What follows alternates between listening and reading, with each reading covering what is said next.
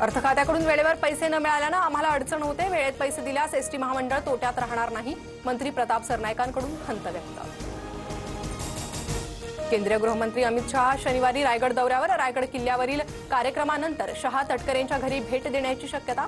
रायगडच्या पालकमंत्रीपदाचा तिढा सुटणार का याकडे लक्ष। लवकरच ई कॅबिनेट सुरू होणार। सर्व मंत्री आणि सचिवांना आयपॅड मिळणार। हिमाचल प्रदेशप्रमाणे राज्यातही ई कॅबिनेटचा निर्णय। 15 साखर कारखान्यांना साखर आयुक्तालयाची जप्तीची नोटीस। सोलापूर जिल्ह्यातील 10, अहिल्यानगर आणि साताऱ्यातील प्रत्येकी 2, तर छत्रपती संभाजीनगरमधील एका कारखान्याचा समावेश।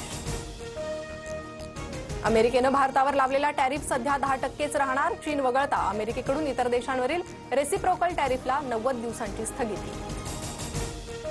अमेरिका आणि चीनमध्ये टॅरिफ वॉर। अमेरिकेकडून चीनवर 125% आयात शुल्क लावत पुन्हा पलटवार। सलग दुसऱ्या दिवशी अमेरिकेनं चीनवरील टॅरिफ वाढवला। पुण्यात 3 दिवसांपासून पासपोर्ट पोर्टल बंद। नागरिकांची गैरसोय। तर नाशिकमध्ये 6 दिवसात 4 वेळा सर्व्हर डाऊन। सर्व अर्जदारांना 10 दिवसांनंतर पुन्हा नव्यानं अपॉइंटमेंट घ्यावी लागणार। जेजुरीच्या खंडोबागडाला राज्यस्तरीय स्मारकाचा दर्जा। राज्य सरकारकडून तीर्थक्षेत्र विकास आराखडा मंजूर। 349 कोटीची मंजुरी।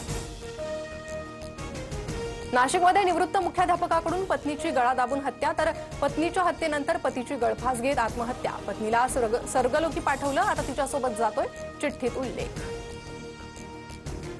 लातूरमध्ये मुंबई पोलिसांनीच उघडला ड्रग्ज कारखाना। रोहिणा गावातील पत्र्याच्या शेडमधील कारखान्यावर डीआरआयच्या पथकाकडून छापा।